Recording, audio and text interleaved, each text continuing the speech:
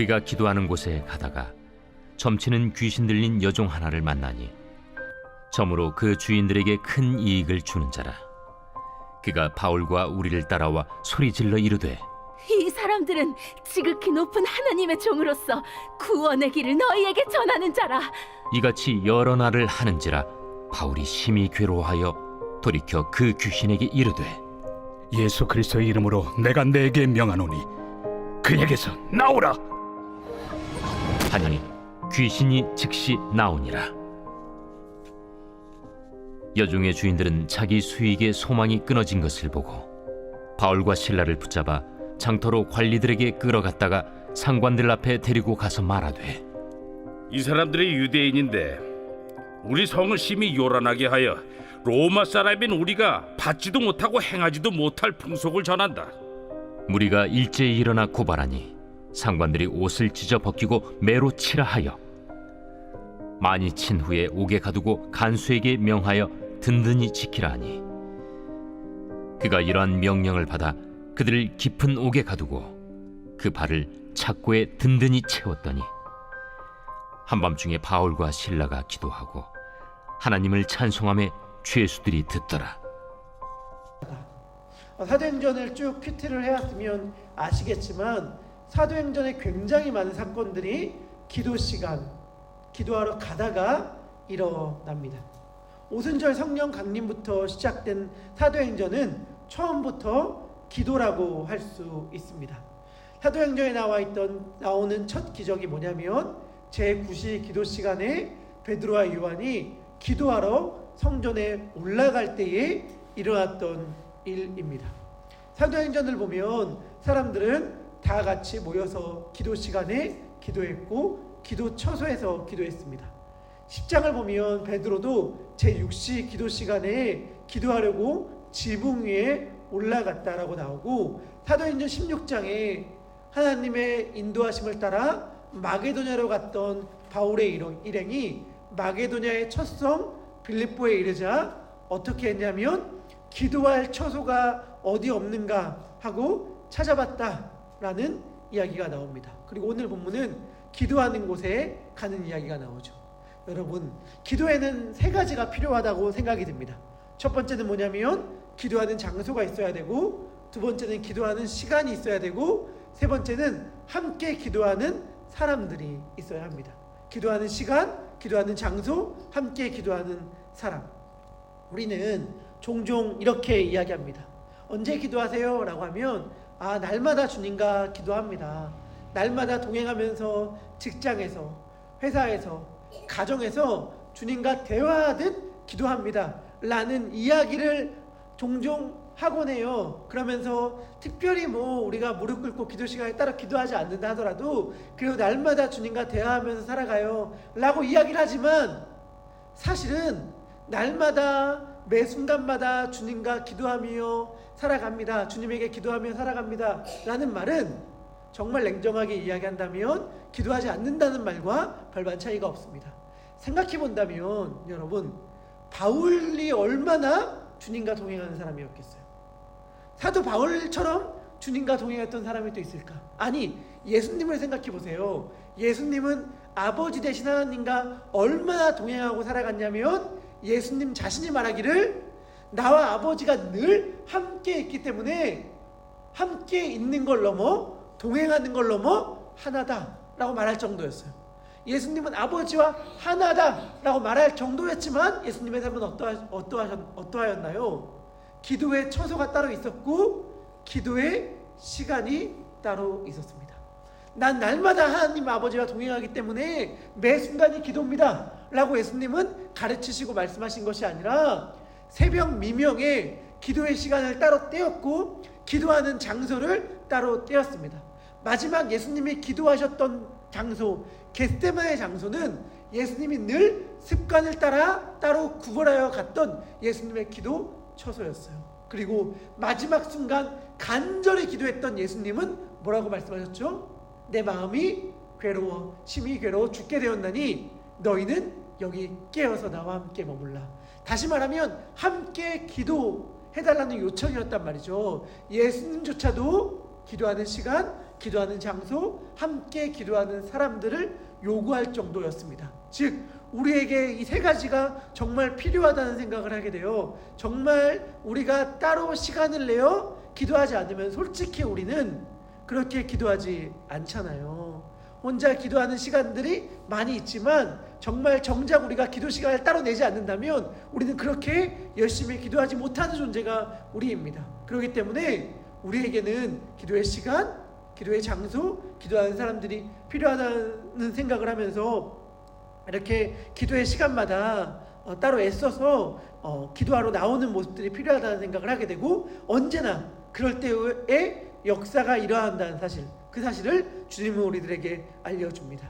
우리의 기도의 역사는 함께 기도할 때에, 따로 구별되어 기도할 때에 일어납니다. 바울과 그 일행이 기도하는 곳을 가다가 점치는 귀신 들린 여종 한 명을 발견하게 됩니다. 이때 이 여종이 들린 귀신이 무엇인지 성경은 사실은 설명해줘요. 뭐 뱀신 혹은 용신이라고 하는 신이었고, 이 귀신 들렸다는 말은 뭐와 동의어로 사용되기도 했냐면 복화술 혹은 복화술사와 동의어로 사용되기도 했습니다. 귀신에 들려서 마구잡이로 막 떠드는 모습이 마치 입을 열지 않고 말하는 것과 유사하여서 그러한 말이 생겼다고 추측할 수 있죠. 하지만 중요한 건 이거예요.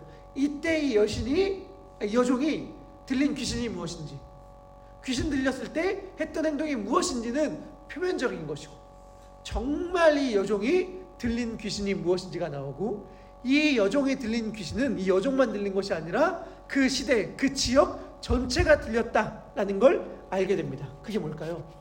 이 여종이 들린 진짜 귀신은 뭐였을까? 아니 그 시대가, 그 지역이 진짜 들린 귀신은 뭐였을까? 그 신의 정체에 대하여 사도행전은 우리들에게 알려주는데, 그것이 뭐냐면 돈이다, 이렇게 이야기해 줍니다. 그들은 이방신, 우상, 뱀신이나 용신을 섬기는 것이 아니었습니다.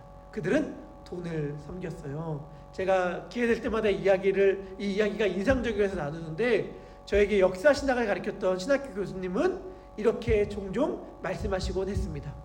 내가 역사를 바라보는데, 지금 오늘 역사를 바라보고 오늘날을 바라보니까 오늘날에는 더 이상 순수한 이단은 없다, 이런 말씀을 종종 하셨어요. 순수한 이단은 없다는 말씀이 무슨 말이냐면, 모든 이단들도 결국엔 다 돈을 추구한다라는 것이죠. 돈 때문에 그러더라. 결국에는 세상의 이단은 하나밖에 남지 않았습니다. 그것은 만몬신이죠. 돈 때문이면 얼마나 영혼이 망가지는지도 신경 쓰지 않습니다. 그리고 영혼이 살아나고 회복하는 것도 그들에겐 중요하지 않아요. 오직 자신들의 수익, 이익만 중요하게 여깁니다. 그것이 바울 당시의 빌립보의 현실이었고, 오늘날 우리가 살아가는 세상의 모습이기도 하죠. 이 여종의 주인들에게 여종은 사람으로, 존귀한 인격체로 보이지 않았습니다. 오직 돈벌이 수단으로 보였죠. 그러나 예수님은 그 여종을 사람으로 보셨고, 그 예수님의 마음을 품은 바울의 일행들에게도 이 여종이 긍휼하게 보이기 시작했습니다. 예수님의 마음은 그 사람에게 향해 있어요. 얼마나 이 사람이 나에게 이득이 되는가, 얼마나 이 사람이 나에게 수익을 올리는가가 아니라 이 사람 그 자체에 예수님의 마음은 늘 가 있습니다. 바울의 일행을 보고 귀신 들린 여종은 소리칩니다. 이 사람은 지극히 높은 하나님의 종으로서 구원의 길을 너희에게 전하는 자라. 며칠을 그렇게 소리를 쳐요. 바울이 그 모습을 보면서 너무 가슴 아파하고 힘들어하다가 결국 귀신에게 이렇게 이야기합니다. 예수 그리스도의 이름으로 내가 내게 명하노니 그에게 나오라. 그에게서 나오라. 그러자 귀신이 즉시 나옵니다. 즉시 그 여종이 병나음을 얻고 회복해야 되는 거예요. 얼마나 기쁜 일입니까? 그런데 이 여종의 주인들에겐 그러지 않았어요. 마치 거라사의 거라사의 군대 귀신 들렸던 자, 거라사의 광인이 치유받았을 때에 얼마나 기쁜 일이고 즐거운 일입니까? 한 사람의 영혼이 회복되었는데. 그런데 그 지역에 살던 사람들은 자신들의 재산에 손해를 끼친 것에 집중했죠. 이 여종의 사건도 마찬가지였어요. 여종의 주인들은 바울과 실라를 즉시 장터로 끌고 갑니다. 장터로 끌고 갔다는 게 어떤 의미였겠어요? 직관적으로 보여주는 거죠. 이 사람의 존재가 우리에게 얼마나 경제적으로 타격을 입혔는지를 직관적으로 보여주는 것입니다. 그리고 상관들, 관리들 앞에 이 사람들을 데리고 가서 문제를 교묘하게 비틉니다. 자신들이 불만에 가졌던 이유는 경제적인 문제였는데 이 사람들이 자신들의 수익에 손해를 끼쳤다는 것인데, 관리들 앞에 이 사람들을 데리고 갔을 때는 그 경제적인 문제를 정치적인 문제로 묘하게 비틉니다. 이 사람들은 유대인이다. 그리고 21절, 우리는 로마 사람들이다. 유대인들과 로마 사람들을 딱 대조시킨 다음에 이 사람들이 우리들에게 피해를 끼친다. 그런데 그 이면은 뭐예요? 돈이죠. 여러분, 사실은 완전히 우리들이 보는 모습 아닙니까? 오늘날 시끄러운 미국과 한국의 정치 상황을 봐요. 딱 이분법으로 나눠요. 저 사람은 유대 사람이야, 저 사람은 로마 사람이야 하면서 펼 딱 가르고, 저 사람은 우리 진영에 손해를 끼친 사람이고 해를 끼친 사람이야 라고 해서 프레임을 딱 형성하는데, 막 그렇게 겉으로 드러나는 이슈들은 정치적인 이슈처럼 느껴져요. 근데 그 내면은 뭐예요? 돈이에요. 사실 자신들에게 경제적인 이득을 가져다 주느냐 손해를 주느냐에 딱 문제를 그 밑바닥에 깔아놓고선 겉으로는 마치 이게 정치적인 이슈인 것처럼 프레임을 해서 너 편 아니면 내 편, 유대인 아니면 로마 편 딱 나온 다음에 그 문제를 끌고 가는 거예요. 그러니까 어떤 현실이 펼쳐지죠? 바울의 일행들은 옷이 벗겨지고 찢기고 심하게 매를 맞게 됩니다. 그리고 로마의 질서를 위협한다는 항목으로 인해서 감옥에 갇히게 되어요. 이때 바울이 맞은 매가 정말 극심하게 심한 매였어요. 바울이 나중에 자기의 인생을 회고하면서 3번 매에 맞았다라고 이야기하는데, 아마도 이때가 첫 번째 매 맞은 사건이 아니었나 싶습니다. 완전히 그냥 온몸이 남아나지 않았을 정도로 극심한 매에 맞았고 감옥에 gat혔습니다. 이때 바울이 얼마나 억울했을까요? 처벌받은 죄목, 항목도 억울한 누명이에요. 자신들은 그런 잘못을 하지 않았거든요. 그냥 귀신 들린 여종을 고쳐준 것밖에 없는데 억울한 누명을 받고 이렇게 매를 맞고 감옥에 갇히게 되었잖아요. 그러면서 자기가 또 들은 이야기가 뭐예요? 저 사람들은 유대 사람이다, 우리는 로마 사람인데 저 사람들이 로마 사람인 우리가 감당하지 못할 풍속을 전한다, 이거 아니었습니까? 그런데 바울은 나면서부터 로마 시민권자였잖아요. 나면서부터 로마 시민권자인 바울이 억울한 죄를 뒤집어 쓰고 감옥에 갇히니 얼마나 속상했을까. 그 속상하고 억울한 상황 가운데 바울은 뭘 하죠? 찬양합니다. 바울은 찬양해요. 25절을 보면 기도하고 찬양했다고 하는데, 이때의 주동사는 찬양했다입니다. 그러니까 기도보다 찬양이 강조돼요. 찬양했다가 더 중요한 거예요. 무슨 말이냐? 찬양했다가 중요하다는 걸 강조함으로써 그들의 기도가 어떤 기도였는지를 알 수 있게 하는 거예요. 하나님, 억울합니다. 하나님, 분합니다. 하나님, 우리들을 괴롭히고 힘들게 만든 저 사람들을 버려주십시오 라고 하는 기도가 그들의 주된 기도가 아니었다는 거죠. 하나님께 영광을 돌리고 감사하는 것이 그들의 주된 기도였다는 것을 찬양했다는 말을 통해 우리들에게 알려주는 것입니다. 그들은 하나님께 찬양하고 영광을 돌렸고, 유명한 신학자의 표현인데, 그들이 부른 찬양에 하나님께서 화음을 넣기 시작했습니다.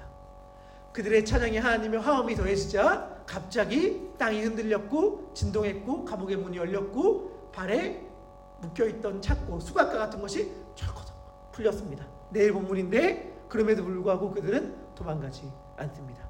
여기에 비밀이 있는 거예요. 그들은 어떻게 감옥 안에서도 찬양할 수 있었을까? 그리고 그들은 어떻게 감옥 문이 열렸는데도 도망가지 않았을까? 왜일까? 왜냐하면 그들은 삶의 목적이 달랐기 때문입니다. 그들은 돈 버는 게 목적이지 않았어요. 돈 버는 게 목적인 사람들은 한 여자 종이 회복되어도 분해하고 억울해합니다. 자기의 수익이 낮아졌기 때문이에요. 끊겼기 때문이에요. 그게 돈 버는 게 목적인 사람의 태도입니다. 그런데 바울과 그 일행의 목적은 달랐어요. 그들의 목적은 사람을 살리는 것이었습니다. 그들의 목적은 하나님께 영광을 돌리는 것이었습니다. 하나님께 영광을 돌린다는 것이 무엇인가? 제가 근래 성도님들과 함께 읽고 있는 책에서 이렇게 표현하더라고요. 하나님께 영광을 돌린다는 게 뭐냐면 그에게 하나님의 사랑이 어떠한 사랑인지를 보여주는 것이다. 그에게 하나님의 사랑이 어떠한 것인지를 보여주는 것이 하나님께 영광을 돌리는 것이다. 이렇게 얘기하던데, 이들은 하나님께 영광을 돌리는 것이 목적이었기 때문에 완전히 다른 삶의 모습, 다른 삶의 태도가 나오는 것입니다. 우리들의 모습을 생각해 보면 좋겠습니다. 우리는 언제 시험에 드나요? 언제 낙심합니까? 언제 분해하고 언제 화가 납니까? 여러분, 언제 화가 나는가, 언제 낙심하는가, 언제 시험에 드는가를 생각해 본다면 우리 더 사랑하지 못해서 분합니까? 남들을 더 섬기지 못해서 시험에 드나요? 더 사람들을 살리지 못하고 더 하나님께 영광을 돌리지 못해서 억울해하고 분해하고 낙심하고 시험 드나요? 아니잖아요. 사실은 우리가 시험 들고 낙심하고 분해하고 서운해하고 섭섭해하고 그런 이유는 우리가 인정받지 못해서, 우리의 사랑을 보답받지 못해서, 더 사랑받지 못해서 아닙니까? 그럴 때 우리는 낙심하고 시험에 들고 분해하고 억울해요. 그런데 그럴 때 우리가 어떠한 모습이냐라고 한다면 우리 중심적인 모습이라고 할 수 있죠. 그러니까 신기한 게 뭐냐면 우리 중심적인 모습으로 살아갈 때 우리가 낙심한다는 거예요. 우리가 우리를 위해 살아갈 때 더 시험에 들어요. 우리를 위해 살아갈 때 더 절망해요. 그런데 하나님을 위해 살아갈 때, 하나님을 위해 살아갈 때 어떻게 돼요? 우리의 삶에 기쁨과 감사가 넘치게 돼요. 신기한 건 우리가 우리 자신을 목적으로 하여 우리 자신을 추구할 때, 우리 중심적으로 살아갈 때 우리는 도리어 더 낙심하고 더 좌절하고 삶의 능력을 잃어버리는 반면, 우리가 하나님께 영광을 돌리며 살아갈 때 우리의 삶이 더 능력 있게 된다는 사실이죠. 우리의 삶에 더 기쁨과 감사와 평안이 흘러넘친다는 사실이죠. 심지어 감옥 속에서도, 심지어 억울한 상황에서도 우리는 찬양할 수 있고 감사할 수 있는 것입니다. 그리고 더 중요한 건 그 찬양이 누군가의 귀에 들린다는 거예요. 바울과 실라가 찬양함에 뭐라고 기록하죠? 죄수들이 듣더라. 죄수들이 듣더라. 우리 굉장히 많이 질문하는 것 아닙니까? 내 말을 왜 안 들어?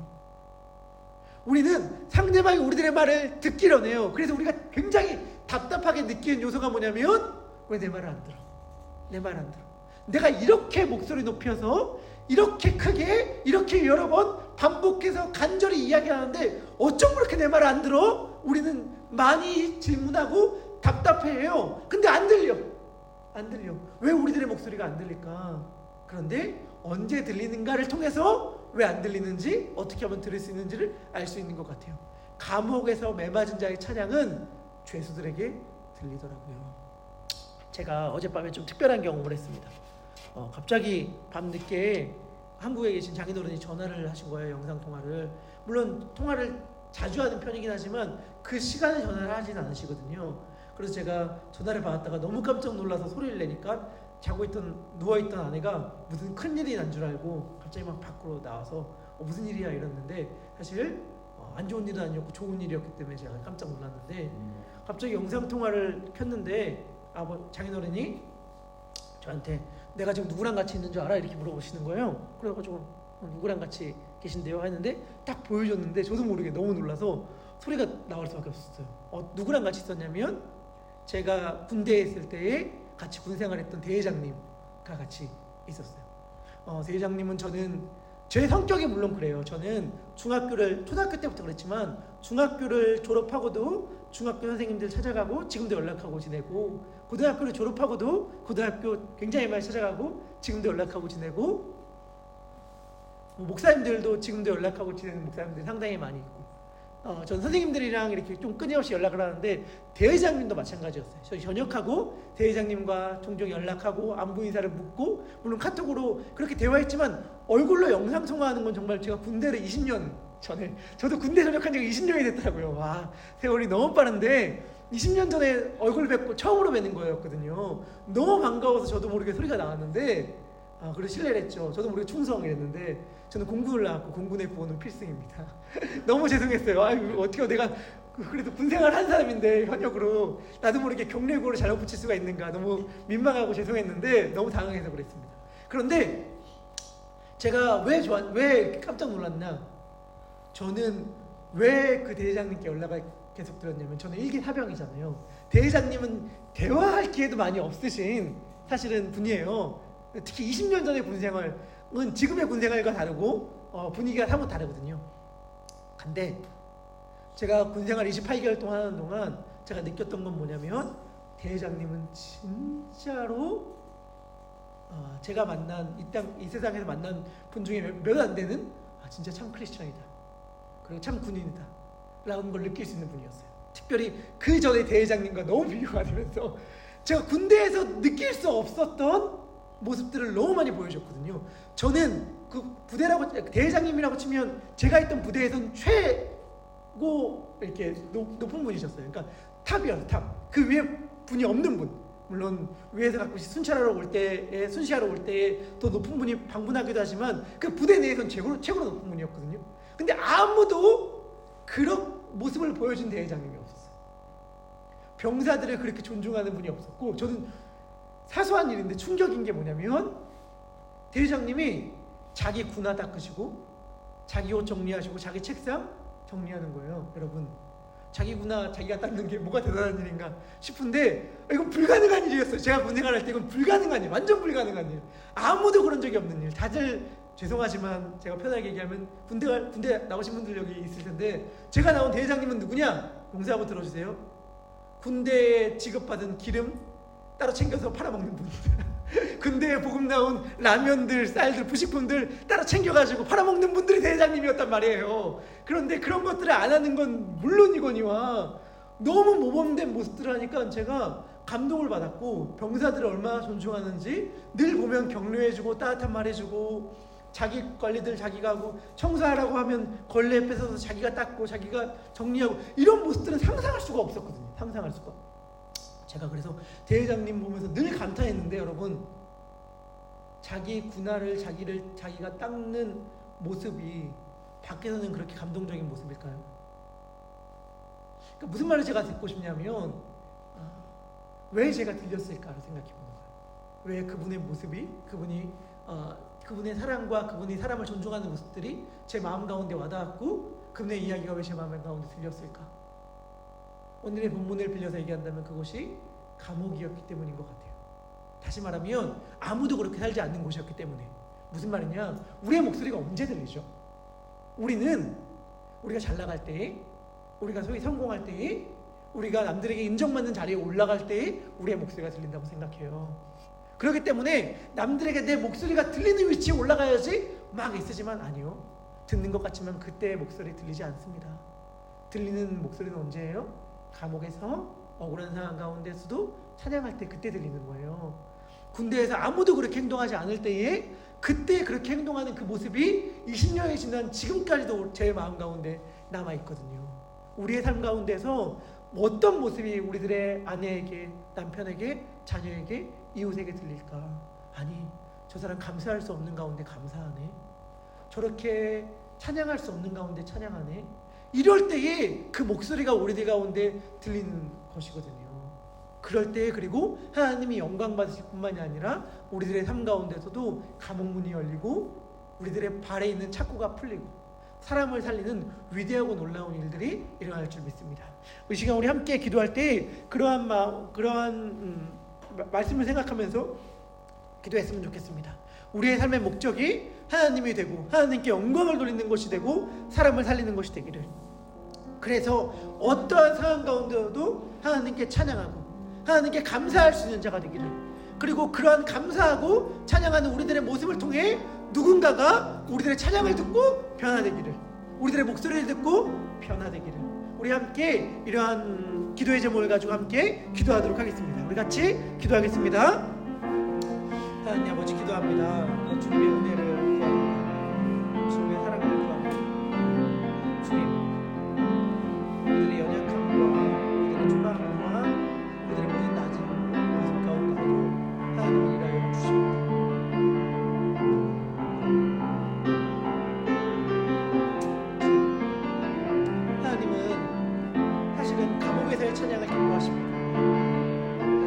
매맞은 뒤에 감사를 기뻐하십니다.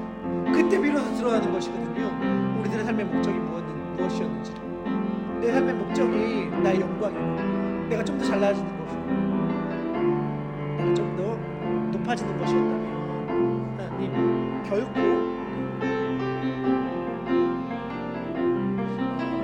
바울은 찬양할 수 없을 것입니다. 그리고 나도 평안과 기쁨을 누릴 수 없을 것입니다. 그러나 내 삶의 목적이 주님께 영광을 누리는 것이다. 그러나 내 삶의 목적이 주님과 함께하는 것이다. 내 삶의 목적이 주님과 동행하는 것이다.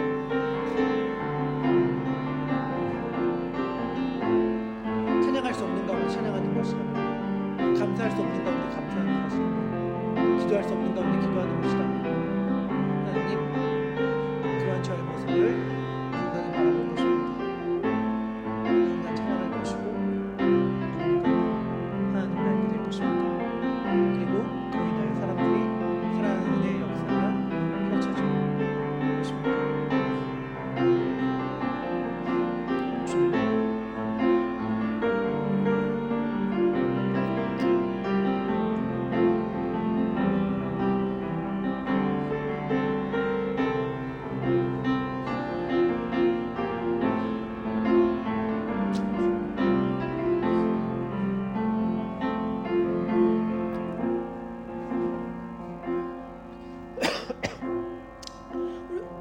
우리 계속해서 기도할 때 우리 가운데 어려움을 당하고 있는 분들을 위하여 기도했으면 좋겠습니다.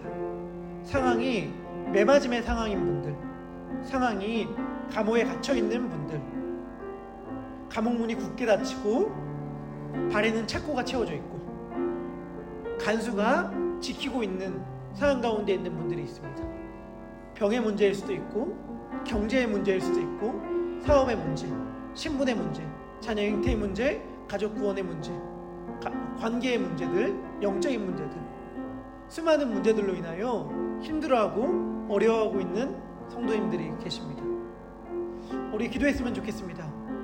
그분들이 그러한 상황 가운데서 하나님께 영광을 돌리는 찬양을 올릴 수 있게 하여 주시옵소서.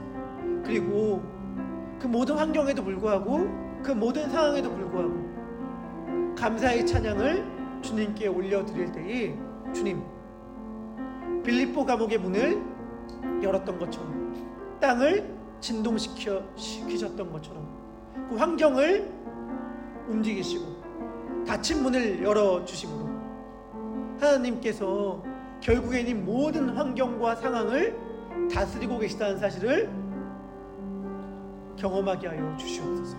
우리 이러한 기도의 제목을 가지고 우리 가운데에 어려움을 당한 자들을 위하여 함께 기도하도록 하겠습니다. 우리 같이 기도하겠습니다. 기도합니다.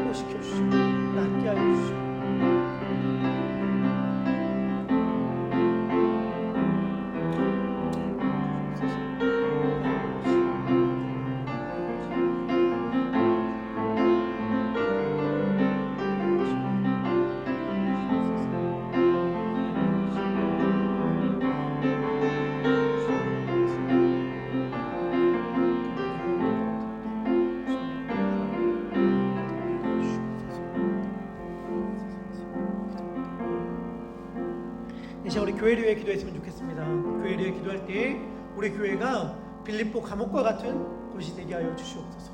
상처 입은 자, 억울한 자, 속상한 자, 낙심한 자들이 모여 하나님께 해상은 이해하지 못할 찬양을 올려드리는 교회가 되게 하여 주시옵고, 바라기는 그리하여 우리 성도님들이 그 부르는 찬양을 죄수들이 듣는 은혜가 있게 하여 주시옵소서. 동일한 낙심 가운데 있는 자, 억울한 가운데 있는 자, 어둠 가운데 있는 자, 방황한 자, 길 잃은 자들이 우리 교회에서 올려나오는 찬양의 소리를 듣게 하여 주시옵소서. 그래서 찬양의 이유 되시며 찬양의 근거 되시며 찬양의 목적 되시는 우리 구주 예수 그리스도를 깨닫게 되는 은혜가 있게 하여 주시옵소서. 그래서 우리의 교회가 이 지역 가운데의 수많은 사람들을 주님의 품으로 인도하는 교회가 되게 하여 주시옵소서. 우리 이러한 기도의 제목을 가지고 함께 기도하도록 하겠습니다. 우리 같이 기도합니다. 하나님 아버지, 기도합니다. 이 교회가 하나님의 은혜가 넘치는 교회가 되게 하여 주십시오. 하나님의 사랑이 가득한 교회가 되게 하여 주시옵소서. 주님의 은혜가 되게 하여 주시옵소서. 주님, 우리의 삶의 목적이 하나님께 영광을 돌리는 삶이 되게 하여 주시옵소서. 그리하여서 그 어떠한 억울한 상황도, 그 어떠한 섭섭하고 서운한 상황, 이해하지 못할 일들도 우리의 마음을 낙심시키지 못하게 하여 주시고, 우리가 우리 구주 예수 그리스도를 향한 은혜의 고백들을 계속해서 올리게 하여 주시옵소서.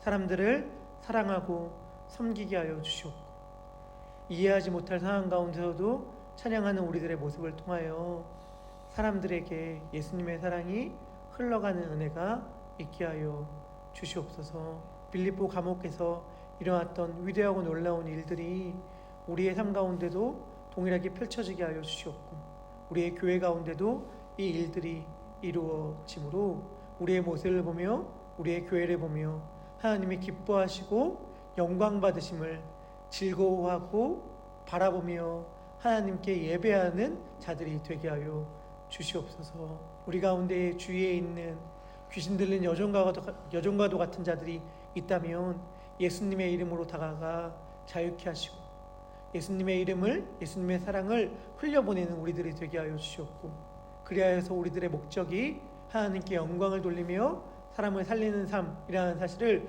매일마다 확인하는 기쁨이 늘 흘러 넘치게 하여 주시옵소서. 우리들의 삶을 그렇게 인도하여 주실 주님께 감사드리며 예수님의 이름으로 기도합니다. 아멘. 우리 함께 주기도문 고백하겠습니다. 하늘에 계신 우리 아버지여, 이름이 거룩히 여김을 받으시오며 나라의 임하옵시며 뜻이 하늘에서 이룬 것 같이 땅에서도 이루어지이다. 오늘날 우리에게 일용할 양식을 주옵시고, 우리가 우리에게 죄 지은 자를 사하여 준 것 같이 우리 죄를 사하여 주옵시고, 우리를 시험에 들게 하지 마옵시고 다만 하나님께서 구하옵소서. 대개 나라와 권세와 영광이 아버지께 영원히 있사옵나이다. 아멘. 이 시간 가지고 나온 개인의 기도의 제목을 놓고 자유롭게 기도하시고, 기도가 마친 후에 또 친교실로 가셔서 친교의 교재 나눠주시면 감사하겠습니다. 함께 기도하겠습니다.